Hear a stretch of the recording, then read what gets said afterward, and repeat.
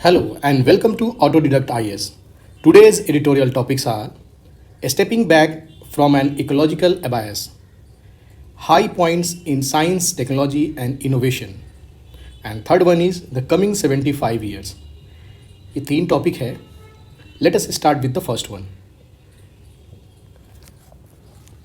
First topic जो है हमारा stepping back from an ecological अबायस.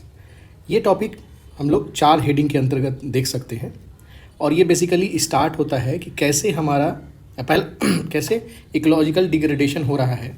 ठीक है, तो उसका एविडेंस इसमें पहला टॉपिक में पॉइंट में देख लेंगे हम लोग.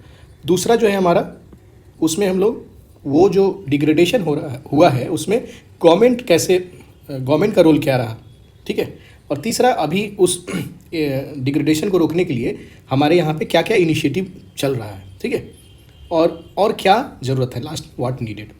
ठीक है, तो बेसिकली अगर पहला देखोगे एविडेंस ऑफ डिग्रेडेशन में तो एक तो आपको पता ही है कि इन्वायरमेंट डिग्रेडेशन हो रहा है, तो उसमें जो इन्वायरमेंटल इंटिटीज़ है वो तो डिग्रेड हो ही रहा है. एक और जो आपको ध्यान रखना होगा, इससे आपका सोशियो और कल्चरल कॉस्ट भी ज़्यादा होता है, इसका भी लॉस्ट होता है. जैसे एग्जांपल के तौर पे देखिए कि अगर आप बड़ा इंफ्रास्ट्रक्चर बनाते हो तो वहाँ से आपका जो डिस्प्लेस्ड पर्सन होते हैं उसका जो कल्चर है वो हट जाता है. आप एक जगह से हटाकर मान लो कि एक पार्टिकुलर एरिया में यहाँ पे अगर आप डैम बना रहे हो तो यहाँ का पर्सन को आप हटा के दूसरे जगह पे शिफ्ट करोगे, तो यहाँ पे जो इसका इमोशनल अटैच, इसका कल्चर, ये सारा जो है उसका सोसाइटी जो बॉन्ड है एक दूसरे से, वो दूसरे जगह पे जाने के बाद वो चेंज हो जाएगा. ठीक है, तो इस तरह से यहाँ का जो पर्सन था उसका सोसाइटल और कल्चरल लॉस देखने को मिलता है. ठीक है, सॉरी. इसके बाद अगला जो पॉइंट है हमारा कि जो इन्वायरमेंटल डिग्रेडेशन वाला जो पार्ट है, तो उसको इसमें कुछ फैक्ट हैं जो आप अपने डेटा बुक में डाल सकते हो. तो जैसे नीति आयोग के अकॉर्डिंगली जो है वाटर के रिलेटेड में ये डेटा है कि 600 मिलियन इंडियन जो है high to extreme water stress झेल रहा है. ठीक है, और 70% जो हमारा वाटर जो है वो कंटामिनेटेड हो चुका है. ठीक है, तो ये बड़ा डेटा है, आप अपने डेटा कॉपी में ज़रूर से लिख लीजिएगा इसको. ठीक है, दूसरा है एक वाटर एड है जो वाटर क्वालिटी इंडेक्स निकालती है, उसमें उसके अकॉर्डिंगली हमारा जो इंडिया का जो रैंकिंग है वो 120th है 122 में. ठीक है, इसके अलावा इसरो के अकॉर्डिंगली जो इसरो के अकॉर्डिंग 30% जो हमारा जो लैंड है या तो डिग्रेडेशन हो गया है या तो वो डेजर्टिफिकेशन के चपेट में आ चुका है. ठीक है, उसके बाद जो हमारा लैंड प्रोडक्टिविटी जो है वो जितना होना चाहिए उसका 20 to 25% ही हो पा रहा है. और इसको बढ़ाने के लिए हम लोग फर्टिलाइज़र यूज़ करते हैं और फर्टिलाइज़र फर्दर आपका जो सॉइल है उसको ख़राब कर देता है. ठीक है, तो ये यहाँ पे इसमें ये हुआ. इसके अलावा एक और पॉइंट है कि जो पेस्टिसाइड रेसिड्यू है, खाने में जो पेस्टिसाइड बरकरार रह जाता है, तो एक उस पर लेवल रहता है कि इस लेवल से अगर ज़्यादा यूज़ होता है, ज़्यादा पाया जाएगा तो वो ह्यूमन के लिए सेफ्टी नहीं है, एक तरह से सेफ़ नहीं है, ह्यूमन के लिए सेफ़ नहीं है ये. तो इंडिया में अधिकांशतर में देखा गया है कि ये लेवल सेफ्टी लेवल से पार है. ठीक है, अगला है हमारा कि एक वर्ल्ड बैंक रिपोर्ट था 2013 का, उसमें बता रहा था कि जो इन्वायरमेंटल डैमेज के कारण जो हमको इकोनॉमिक लॉस होता है वो 5.7% ऑफ जीडीपी का लॉस होता है. इतना बहुत ज़्यादा है, जो फर्दर अभी के टाइम में ये और फर्दर बढ़ा होगा. ठीक है, एक और है लैंसेट रिपोर्ट, हेल्थ जर्नल है, वो रिपोर्ट निकाली और उसके अकॉर्डिंगली कहा गया कि जो आपका एक्सट्रीम टेम्परेचर है इंडिया में, एक्सट्रीम टेम्परेचर के कारण 7,40,000 लोग जो है एनुअली डेथ कर रहे हैं. ठीक है, तो ये बहुत सारा डेटा है जो आप बता सकते हो कि हाँ ये हमारा हानि जो इन्वायरमेंटल डिग्रेडेशन से ये चीज़ हमको देखने को मिल रहा है. ठीक है, 2 पर्सपेक्टिव है, एक तो इन्वायरमेंटल है और एक आपका सोशियो और कल्चरल पर्सपेक्टिव है. तो दोनों ही आपको ध्यान में रहना चाहिए जब आप लिखते हो, तो सिर्फ एक ही पे आप ध्यान नहीं रखिएगा. ठीक है, नहीं तो पता चला कि आप सिर्फ इन्वायरमेंट वाला दे दिए और बाकी नहीं लिख पाए. अगला इसमें गवर्नमेंट कैसे क्या क्या रोल प्ले की है. ठीक है ना, तो गवर्नमेंट का अगर आप देखोगे तो गवर्नमेंट क्या है कि जो गवर्नमेंट है जो ये बेसिकली इकोनॉमिक ग्रोथ पे ज़्यादा ध्यान दे रही है और आपका जो नेचर है उसको इग्नोर कर रही है. इकोनॉमिक ग्रोथ के पर्सपेक्टिव में आप देखो तो ये जीडीपी पे ही ध्यान देती है और जीडीपी ये प्रूव हो चुका है कि ये ह्यूमन वेलबींग का पैरामीटर नहीं हो सकता है. फिर भी हम लोग जीडीपी पे ही ज़्यादा फोकस किए हुए हैं कि जीडीपी पे कैसे बढ़ाया जाए, क्या किया जाए. ठीक है, इसके अलावा बहुत सारा जो पॉलिसी है, आप कॉरपोरेट को फेवर करने वाला पॉलिसी अपना रहे हो और कॉरपोरेट को फेवर करते हो और इन्वायरमेंटल और सोशल जो सिक्योरिटी है उसमें आपको वहाँ पे आप हानि पहुँचा रहे हो. ठीक है, तो ये भी एक इशू है यहाँ पे. इसी में एक एग्जांपल बताया कि जो लेटेस्ट जो आपका प्रपोजल है फॉरेस्ट और इन्वायरमेंटल लॉ में अमेंडमेंट के लिए या फिर इन्वायरमेंटल इम्पैक्ट असेसमेंट में ये देखने को मिला है कि आप कॉर्पोरेट को फेवर कर रहे हो और जिसके कारण इन्वायरमेंटल डिग्रेडेशन और सोशल सिक्योरिटी जो वहाँ के ट्राइबल पर्सन है उस पर सोशल सिक्योरिटी उसका कम हो जाएगा। इसके अलावा जो मैसिव इंफ्रास्ट्रक्चर पे ज़्यादा ध्यान दे रहे हो, गवर्नमेंट जो है मैसिव इंफ्रास्ट्रक्चर पे ज़्यादा ध्यान देता है, चाहे वो नेचर का जो इंफ्रास्ट्रक्चर वो ख़राब ही क्यों ना हो जाए, ठीक है ना। ये भी एक गवर्नमेंट का रोल है जो कि आपको डिग्रेडेशन की तरफ, इन्वायरमेंटल डिग्रेडेशन की तरफ ले जा रहा है, ठीक है। इसमें एक एग्जांपल ये दिया है कि 2023 का जो बजट है उसमें हाईवे के लिए जो पैसा अलॉट हुआ है वो 40 time more than the budget of ministry of environment forest and climate change. इस मिनिस्ट्री से 40 गुना ज़्यादा बजट आप प्रोवाइड करा रहे हो हाईवे के लिए, ठीक है। इसी में ये राइटर ये भी लिखते हैं कि आप हाईवे बना लो और सारा चीज़ ख़राब कर दो, फिर उस हाईवे पे चलने वाला कौन रहेगा जब आदमी ही नहीं रहेगा, आदमी का सारा चीज़ ख़त्म हो जाएगा, जिस चीज़ पे आदमी ज़िंदा है, निर्भर है, वही ख़राब हो जाएगा तो आदमी ज़िंदा नहीं रहेगा, तो फिर आप चलाने की मतलब रोड पे कौन चलेगा। ये क्वेश्चन एक रेज है था इस आर्टिकल में।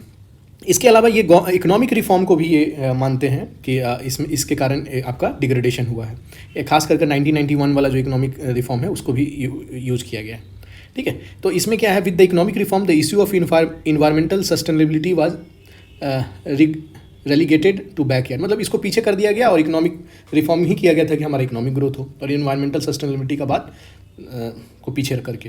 तो आप देखो 1991 वाला में बात करोगे तो आप देखोगे कि कॉर्पोरेट एंट्री होने लगता है और कॉर्पोरेट जहाँ जहाँ एंट्री कर रहा है वहाँ पे दोहन ज़्यादा बढ़ जाता है।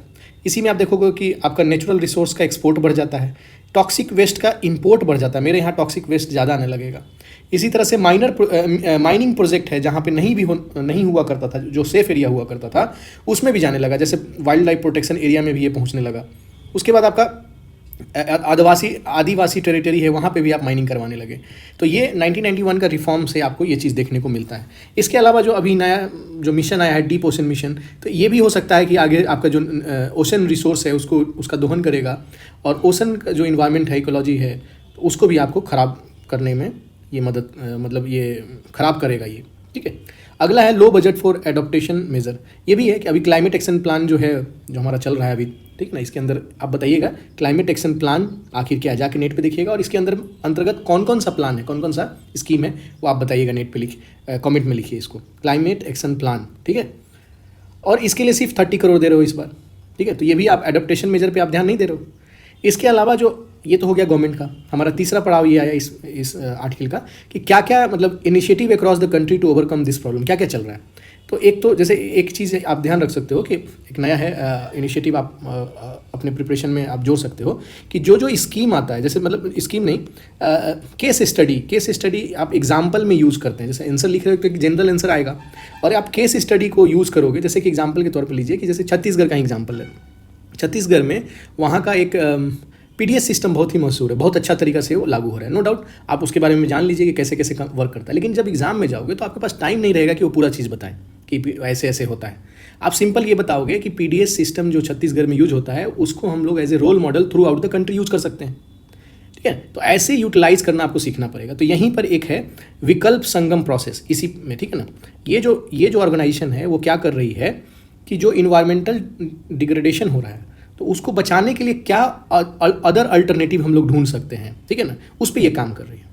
और इसी के अकॉर्डिंगली इसमें 2-3 एग्जांपल है कि ये डेक्कन डेवलपमेंट सोसाइटी में एक दलित वुमेन फार्मर जो है डेक्कन डेवलपमेंट सोसाइटी में, ये लोग उस सोसाइटी का मेंबर है, लगभग 5,000 के आसपास है।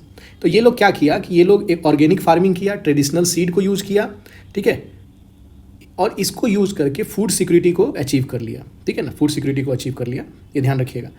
और इसके साथ साथ सोवेनिटी भी आया। सोवेनिटी देखिए यहाँ पे समझना होगा, सोवेनिटी जैसे आप जीएम क्रॉप जब पढ़ते हैं हम लोग, तो जीएम क्रॉप में एक हार्मफुल इम्पैक्ट हम लोग जानते हैं कि फार्मर को सोवेनिटी नहीं मिलता है। मतलब हम एक बार क्रॉप लगाएं तो अगली बार अभी क्या करते हैं हम लोग, जो जानते हैं कि भाई उससे जो धान लगाएं, फिर अगला बार जो धान होगा उसी को हम लोग एज ए बीज के तौर पे यूज़ कर लेते हैं। लेकिन जीएम क्रॉप में ऐसा नहीं होता था। तो वो क्या होता था, फार्मर के पास जो सोवेनिटी था उसको ये छीन लेता था, ठीक है ना। तो यहाँ पे वो उस सेंस में लीजिएगा सोवेनिटी का मतलब, ठीक है। तो यहीं पर वही है कि ट्रेडिशनल सीड यूज़ किया, तो ट्रेडिशनल सीड यूज़ करोगे तो उसका सीड रीयूज हो जाता है, ठीक है ना। तो रीयूज होना मतलब वही वहाँ पे सोवेनिटी टू फार्मर ये प्रोवाइड करवा रहा है, ठीक है। तो इस तरह से ये एग्जाम्पल है, आप यूटिलाइज कर सकते हो इन्वायरमेंटल प्रोटेक्शन वाले में कि कहाँ कहाँ पे कैसे कैसे यूज हो रहा है। या कोई ऐसे में अगर आपको बात करते हो तो आप इससे स्टार्ट कर सकते हो ऐसे ऐसे एग्जाम्पल से। फिर भी आप अगर देखो तो इसको शॉर्ट में अगर आप टेक अवे पॉइंट अगर देखना चाहते हो कि क्या क्या मतलब इनिशिएटिव है, तो देखिए इसमें ऑर्गेनिक फार्मिंग का बात हो रहा है, रेनफेड फार्मिंग का बात कर रहा है, यूज ऑफ ट्रेडिशनल सीड्स का बात हो रहा है। ठीक है, ये बेसिकली ये जो दलित जो ग्रुप थे वो अपनाए थे, तो उसको हम अलग कर देंगे कि भाई आपको ये ध्यान होना चाहिए। उसके बाद use of traditional knowledge and new skill in the field of textile, footwear, pottery, construction और भी बहुत सारा था, तो ETC लिख दिया। ठीक है, ये बेसिकली आपका एक टेक्सटाइल वाला का एग्जांपल है। कच्छ में ये यूज़ किया था, ट्रेडिशनल और नया स्किल को दोनों को यूटिलाइज करके कॉटन टेक्सटाइल को बढ़ावा वहाँ पे मिला, उसको वहाँ पे लाइवलीहुड सस्टेन कर दिया। ठीक है, तो ये एक एग्जांपल ये है। उसके बाद जो तीसरा है कम्युनिटी लेड इको टूरिज्म आप करवा सकते हो, और इन्वायरमेंटल प्रोटेक्शन भी कम्युनिटी लेड होना चाहिए। ठीक है, इको टूरिज्म जैसे कि मान लीजिए कि जहाँ पे जम्मू कश्मीर जो हिल एरिया है वहाँ पे या फॉरेस्ट एरिया है वहाँ पे आप इको टूरिज्म को बढ़ावा दे सकते हो, तो आपका एक लाइवलीहुड भी जनरेट होगा और इन्वायरमेंट भी प्रोटेक्टेड रहेगा। ठीक है, तो ये रहा आपका initiative across the country to overcome the problem में। ये टेक अवे पॉइंट ये 3 याद रखिएगा। अगर आपको मन करे तो ये जो केस स्टडी है उसको याद रख सकते हो, अगर मन है तो आप आंसर में यूज़ करने के लिए। इसके बाद अगला है कि यूनाइटेड नेशनल एनवायरमेंटल प्रोग्राम भी कुछ एडवोकेट किया है कि आप ये चीज़ यूज़ करोगे तो इन्वायरमेंट जो है आपका प्रोटेक्टेड रहेगा। तो उसमें क्या बोला कि पब्लिक ट्रांसपोर्ट यूज़ कीजिए, है ना। आप सिंगल अगर गाड़ी यूज़ करके जाते हो तो आपका एयर पोल्यूशन ज़्यादा होगा। ठीक है, तो इसलिए पब्लिक ट्रांसपोर्टेशन का यूज़ करने के लिए बोल रहा है। ऑर्गेनिक फार्मिंग का, लैंड एंड वाटर रीजनरेशन का बात कर रहा है, रिन्यूएबल एनर्जी का बात हो रही है, कम्युनिटी हेल्थ का बात हो रहा है, इको फ्रेंडली कंस्ट्रक्शन का बात हो रहा है। ठीक है ना, जो कंस्ट्रक्शन आप कर रहे हो इको फ्रेंडली होना चाहिए, ऐसा नहीं घर बना रहे हो और इन्वायरमेंट को आप हार्म पहुंचा रहे हो। इको टूरिज्म का बात कर रहा है, स्मॉल स्केल मैन्युफैक्चरिंग यूनिट का भी बात हो रही है। ठीक है, तो ये सारा चीज़ है। ये यूनाइटेड नेशनल इन्वायरमेंटल प्रोग्राम बताया कि इसको आप अपनाते हो तो आप जॉब भी क्रिएट कर लोगे और इन्वायरमेंट को भी प्रोटेक्ट कर लोगे। इसके बाद एक और भी चीज़ इसमें ऐड हो सकता है कि ये जो ऊपर वाला जो एरिया है उसमें आप मनरेगा का जो एक्ट है, मनरेगा जो यूज़ करते हो, वहाँ जो लेबर फोर्स है उसको आप यूटिलाइज़ कर सकते हो ये सारे में एरिया में। ठीक है, तो ये भी एक आपका हेल्पफुल होगा आपका लाइवलीहुड के लिए भी और इन्वायरमेंट के लिए भी। ठीक है, अगला है क्या, ये सब तो हो गया, अब नीडेड क्या है, अभी इतना होने के बाद हमको क्या करना चाहिए। तो यहाँ पे ये बात कर रहा है कि आप जो बड़ा जो इंडस्ट्री और इंफ्रास्ट्रक्चर बना रहे हो, बड़ा कॉर्पोरेट जगत बना रहे हो, तो उसको आप रिप्लेस करो प्रोड्यूसर कोऑपरेटिव से। छोटा प्रोड्यूसर कोऑपरेटिव होगा तो ये लाइवलीहुड भी मेंटेन रहेगा, और छोटा रहेगा तो इसको ज़्यादा रिसोर्स का दोहन भी नहीं करेगा ये लोग। ठीक है, तो आपका major focus cooperative producer cooperative पे करने के लिए बात हो रही है कि इस पे किया जाए, ना कि आपका मेगा कॉर्पोरेशन पे। ठीक है, अगला है आपका कि आप जो राइट ओवर कॉमन्स, जैसे लैंड पे, वाटर पे, फॉरेस्ट पे, कोस्ट पे, नॉलेज जो है हमारा पुराना नॉलेज, ये सब पे कम्युनिटी राइट होना चाहिए। कम्युनिटी खुद से ही मैनेज करे अपना लैंड, वाटर, ये सब, तो वो अपने हिसाब से मैनेज करेगा, according to their need manage करेगा। इसके अलावा ग्राम सभा और अर्बन एरिया में जो सभा है उसको भी पावर दीजिए कि वो जो जेंडर और कास्ट इनइक्वालिटी है उस पर वो डिसीजन ले सके। इसके बाद आपका ह्यूमन राइट के साथ साथ राइट टू नेचर को भी आप रिस्पेक्ट करिए। ठीक है ना, ह्यूमन राइट का रिस्पेक्ट तो करते ही हैं, तो राइट टू नेचर का भी आप रिस्पेक्ट कीजिए। इसके बाद ये बात हो रही है कि क्योंकि इन्वायरमेंटल जो प्रोटेक्शन है वो एक इंडिविजुअल या गवर्नमेंट से नहीं हो पाएगा, इसीलिए ज़रूरी है कि सारे एक साथ आएँ, जैसे वर्कर है, फार्मर है, ठीक है, फिशरमैन है, क्राफ्ट पर्सन है। ठीक है, ये सारा जो है जितने भी वुमेन भी हैं, यूथ है, डिसेबल है, LGBT हैं, सबको एक साथ आना पड़ेगा। ठीक है ना, तभी जाकर आप इसको मैनेज कर सकते हो। ठीक, तो ये आपका आज का ये जो पहला टॉपिक है इसमें यही है। बड़ा टॉपिक था ये, बेसिकली आप आंसर में डायरेक्टली यूज़ करने लायक भी टॉपिक है इसमें। ठीक है, एस्से में भी आपका ये यूज़ हो जाएगा, क्वेश्चन में भी आएगा, इकोलॉजी पेपर 3 में है वहाँ पे भी यूज़ हो जाएगा। ठीक है, आगे चलते हैं हम लोग सेकंड टॉपिक पे आते हैं। तो सेकंड टॉपिक जो है हमारा high point in science, technology and innovation है। ये बेसिकली आपको CSIR के बारे में है कि CSIR क्या क्या कंट्रीब्यूट किया है इंडिया में। ठीक है, तो ये इनिशियली जो स्टार्ट होता है टॉपिक वो 1947 से स्टार्ट होता है कि 1947 के टाइम में इंडिया के पास क्या क्या चैलेंज था जिसको फेस कर रहा था इंडिया। तो आप देखो कि उस समय हमारा GDP था 2.7 लाख करोड़ का ही था, फूड ग्रेन प्रोडक्शन था जो 50 मिलियन टन का ही था, एजुकेशन बहुत ख़राब था, इंडस्ट्री का जो है अभी इंडस्ट्री हमको और इंडस्ट्री चाहिए था। ठीक है, तो इंडस्ट्री भी बहुत कम था। जो हमारा चैलेंज ऑफ इम्प्लीमेंटिंग डेमोक्रेसी का को इम्प्लीमेंट कराना था, अभी तो आज़ादी हुआ था, और सिक्योरिटी भी प्रोवाइड करवाना था। ठीक है, तो ये सारे जो प्रॉब्लम है ये बेसिकली एक रिस्पॉन्सिबिलिटी दे देता है CSIR को कि responsibility of developing the science technology and innovation ecosystem to overcome these challenge. ये सब सारे चैलेंज को ओवरकम करने के लिए CSIR पे रिस्पॉन्सिबिलिटी जाता है, ठीक है। क्योंकि CSIR जो है 1942 में ही इसका फाउंडेशन बन चुका था, 1942 में ही ये बन चुका था। Council of scientific and industrial research इसका फुल फॉर्म है। तो अब ये क्या क्या इसका रोल था और क्या क्या ये रोल निभाया, इसको हम लोग देख लेते हैं इसमें।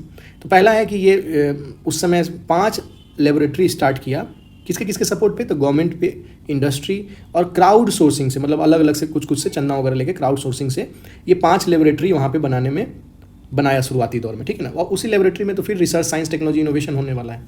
फिर उसके बाद Tata institutes of fundamental research जो है उसका भी एस्टेब्लिशमेंट कराता है, और इसमें जो है टाटा ट्रस्ट है वो गवर्नमेंट ऑफ बॉम्बे और गवर्नमेंट ऑफ इंडिया, ये सारे को साथ लाकर ये रिसर्च इंस्टीट्यूट बनवाता है। उसके बाद अगला है जो हम लोग नेशनल कैलेंडर जो यूज़ कर रहे हैं वो भी CSIR का ही देन है। ये भी उसी के 1955 में इसको हम लोग अडॉप्ट करते हैं।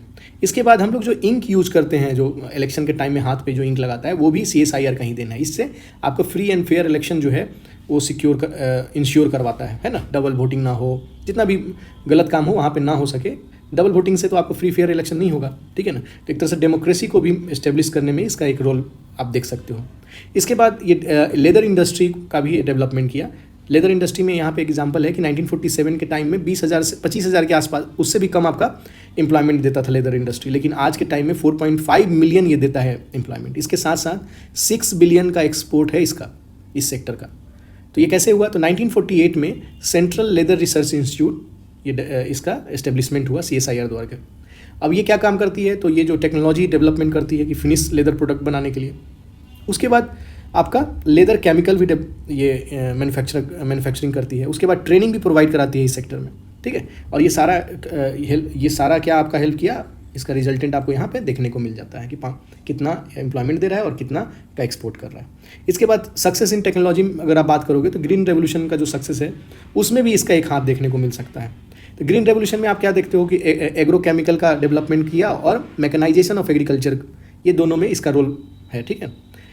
तो एग्रीकल्चर वाला में अगर देखोगे तो ये 2 पब्लिक सेक्टर कंपनी बनता है। इससे पहले आप वेस्ट बंगाल में एक था उस केमिकल फैक्ट्री, लेकिन अभी जो पब्लिक सेक्टर बनती है उसमें हिंदुस्तान इंसेक्टिसाइड लिमिटेड और हिंदुस्तान ऑर्गेनिक केमिकल लिमिटेड, ये दोनों ही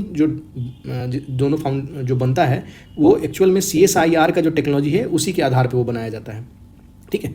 दूसरा मैकेनाइजेशन का बात करोगे तो स्वराज ट्रैक्टर आप नाम सुनोगे। Swaraj tractor indigenously developed tractor था, और जब स्वराज ट्रैक्टर बनता है और इसी ट्रैक्टर के बाद आपको पंजाब ट्रैक्टर लिमिटेड एक कंपनी खराब होती है जो कि ये ट्रैक्टर को मैन्युफैक्चरिंग करेगी, ठीक है।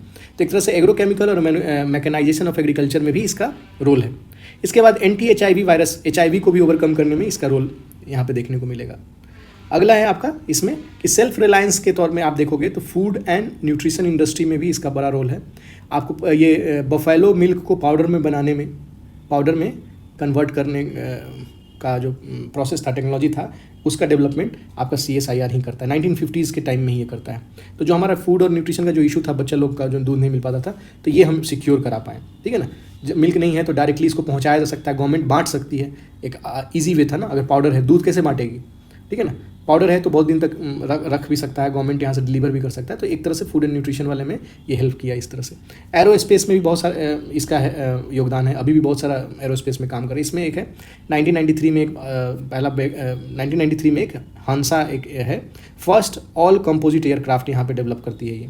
उसके बाद हेल्थ एंड बायोटेक्नोलॉजी इंडस्ट्री में भी इसका बड़ा योगदान है। अब इसमें बहुत सारा इंडस्ट्री था तो उसका नाम हम लोग नहीं लिखे, बहुत सारा अलग अलग इंस्टीट्यूट है CSIR का, तो उसका नाम यूज़ नहीं किया, बस आप हेल्थ एंड बायोटेक्नोलॉजी इंडस्ट्री में भी इसका रोल है। अगर ज़्यादा पढ़ना है तो CSIR का वेबसाइट पे जाइए और ये पर्टिकुलर जो हेल्थ, जैसे फूड एंड न्यूट्रिशन में क्या रोल है, हेल्थ एंड बायोटेक्नोलॉजी में क्या रोल है, सारा आपको मिल जाएगा। इसके बाद आपका जो ट्रेडिशनल नॉलेज है उसको भी सेव करने में इसका बड़ा इंपॉर्टेंट रोल प्ले करता है ये। इसके बाद क्रॉप जो फार्मर का इनकम कैसे बढ़ाया जाए उसमें भी इसका रोल है, जैसे आरोमा मिशन है या पर्पल रिवोल्यूशन जो जम्मू कश्मीर में आप जो देखोगे, है ना। तो ये सारा है। इसके अलावा आप देखोगे तो साइंस टेक और कंप्यूटर जो परम है, सुपर कंप्यूटर, वो भी इसी का देन है। तो इस तरह से CSIR का बेसिकली इसमें बहुत इंपॉर्टेंट रोल है इंडिया का डेवलपमेंट में। इंडिया को एक तरह से साइंटिफिक डेवलपमेंट जो करवा रहा है या नीड फुलफिल करने में इसका इंपॉर्टेंट रोल है। ठीक है, इसके बाद ये सारा देखने के बाद ये पता चलता है कि आत्मनिर्भरता की तरफ हमारा जो भारत को आत्मनिर्भर बनाए उसमें CSIR का रोल इंपॉर्टेंट रोल है। इसके बाद अगर आत्मनिर्भरता को आप कंटिन्यू रखना चाहते हो तो आपको जो फ्यूचर में क्या करना होगा, फ्यूचरिस्टिक टेक्नोलॉजी पे अपना पकड़ बना के रखना होगा। ऐसा नहीं कि हम पीछे हो जाएंगे, पिछड़ जाएंगे तो हम लोग पीछे हो जाएंगे। ठीक है ना, जैसे अभी हाल फिलहाल में AI जो टेक्नोलॉजी है, इंटरनेट ऑफ थिंग्स है, ब्लॉकचेन टेक्नोलॉजी है, तो ये फ्यूचरिस्टिक टेक्नोलॉजी है, तो इस पर आपका पकड़ होना चाहिए। ठीक है, तभी हम आत्मनिर्भरता बरकरार रखेंगे, नहीं तो कोई दूसरा एज ले लेगा इस चीज़ का। ठीक है, और इसके बाद है कि क्या हमको ये जो फ्यूचर में जो हमको चैलेंज आने वाला है तो उसके लिए हम क्या क्या कर सकते हैं। ठीक है, तो टेक्नोलॉजी के हिसाब से ये बात हो रही है। तो इसमें बोला है कि आप ऐसा अपना नेचुरल रिसोर्स पे डिपेंडेंसी कम कराइए। ठीक है ना, तभी आप सस्टेन कर पाइएगा ना, आपका डेवलपमेंट सस्टेन कर पाएगा। तो ऐसा टेक्नोलॉजी निकालिए जिसमें कि नेचुरल रिसोर्स का जो दोहन है वो कम हो जाए, डिपेंडेंसी आप उस पर कम रखिए। उसके बाद जो आप बनाते हो रिसाइकल वाला यूज़ करो। ठीक है ना, सर्कुलर जो प्रोडक्शन होता है वो, उससे क्या होगा कि ह्यूमन फुटप्रिंट जो है, फुटप्रिंट ऑफ ह्यूमन एक्टिविटीज़ जो है वो कम हो जाएगा इन अर्थ पे। उसके बाद आप जो भी टेक्नोलॉजी बनाओ वो इन्वायरमेंटल फ्रेंडली टेक्नोलॉजी बनाइए। ठीक है, इन्वायरमेंटल फ्रेंडली। उसके बाद सफिशिएंट अपॉर्चुनिटी प्रोवाइड करिए, चाहे वो सिटी में रहता हो आदमी या विलेज में रहता हो, उसको अपॉर्चुनिटी प्रोवाइड करवाना पड़ेगा आपको। ठीक है, तो यही है। इसके अलावा एक और बात जो लास्ट में एंडिंग होता है कि भाई आप साइंस को और स्पिरिचुअलिटी को जोड़िए, साथ में जोड़ कर देखिएगा तो आपको आपका जो नेचर का जो अंडरस्टैंडिंग है वो फर्दर इन्हांस होगा। ठीक है ना, तो साइंस और स्पिरिचुअलिटी को जोड़ने का भी बात कर रहा है। तो इथिक्स वगैरह में जब बात करते हो तो ये ऐसे भी हम लोग बात करते हैं कि इथिक्स में स्पिरिचुअलिटी वाला एक प्रोसेस अलग हो जाता है। तो आप ये ध्यान रखना कि साइंस और स्पिरिचुअलिटी को जोड़ कर हम नेचर को देखेंगे तो नेचर हमको ज़्यादा अच्छा से समझ में आएगा। बस इतना पॉइंट रखिए यार।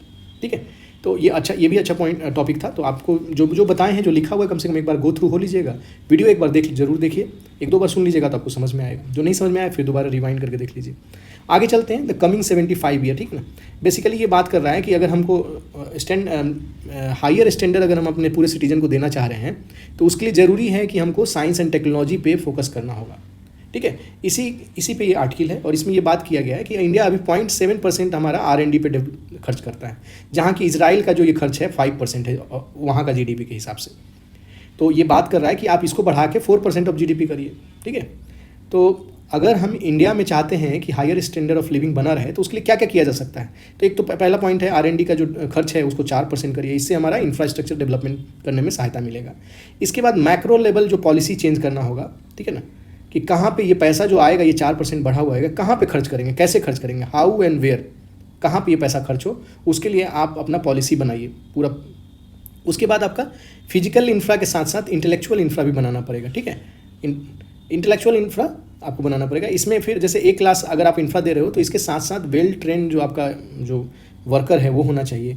ग्लोबली कम्पिटिटिव इंस्टीट्यूशनल एडमिनिस्ट्रेशन, जो एडमिनिस्ट्रेशन का जो तरीका होना चाहिए वो ग्लोबल लेवल पे जो स्टैंडर्ड जो तरीका है वो अपनाना पड़ेगा हमको। ठीक है, उसके बाद है जो भी इंस्टीट्यूट है वो स्टैंडर्ड प्रोसीजर फॉलो करे।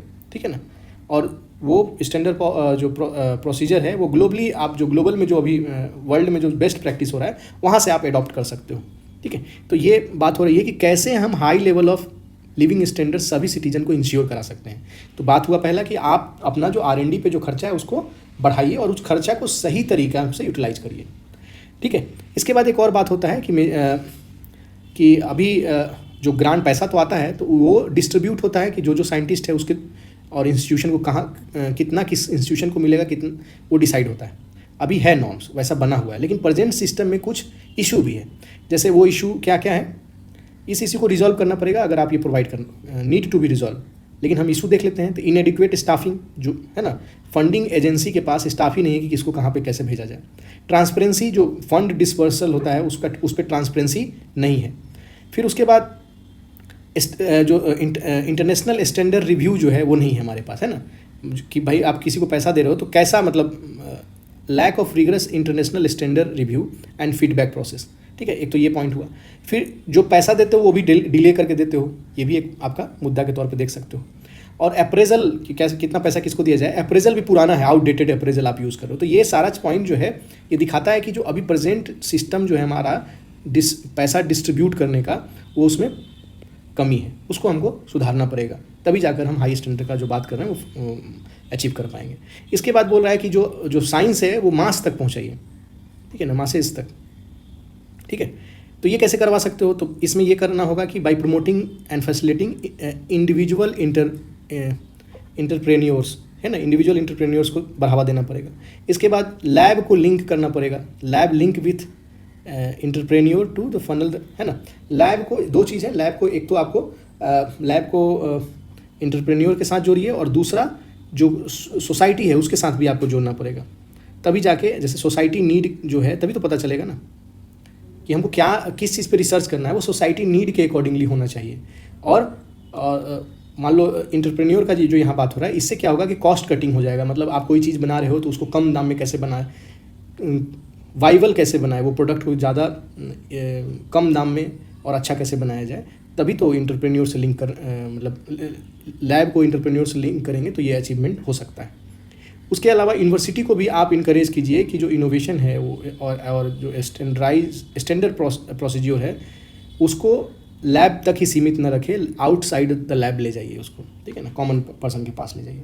तो ये चीज़ है आपका कि ये ऐसा ऐसा करेंगे तो हम अपना सारे सिटीजन को एक स्टैंडर्ड लाइफ प्रोवाइड करा सकते हैं। इसके बाद फिर ये बात होता है कि भाई आप जो 4% का बात कर रहे हो कि 4% ऑफ GDP करिए, तो ये पैसा कहाँ से दीजिएगा? तो क्या ये आप तो सोशल या डेवलपमेंट या रूरल डेवलपमेंट में जो पैसा खर्च कर रहे हो वहाँ से काट कर दीजिए? तो ये सीधे मना करते हैं कि नहीं, वहाँ से नहीं देना है। आप अपना डिफेंस वाला बजट कम करिए, डिफेंस वाला बजट का कोई यूज़ नहीं है, ठीक है ना। डिफेंस वाला बजट से ही आप R&D में ये अप्लाई करवाइए, यहाँ से काट कर आप R&D में दीजिए। और इसमें ये भी बात कर रहा है कि आने वाले टाइम में जो नेक्स्ट जनरेशन का जो वार होगा वो इकोनॉमिक का वार होने वाला है, ठीक है ना, कोई मिलिट्री वार नहीं होने वाला है, ठीक है ना। और वो जो इकोनॉमी वार है वो अगर हमको जीतना है तो वो सिर्फ और सिर्फ हमको साइंस एंड टेक्नोलॉजी ही जिता सकता है, ठीक है। तो अच्छा टॉपिक था ये, तीनों टॉपिक ही बहुत अच्छा है। आप इसको पूरा सुनिए, जहाँ प्रॉब्लम हो आप कमेंट कर सकते हैं। कोई पूरा सुनते हो, कमेंट कोई करते नहीं हो, है ना। लाइक करिए, सब्सक्राइब कीजिए और शेयर कीजिए ज़्यादा से ज़्यादा। Thank you.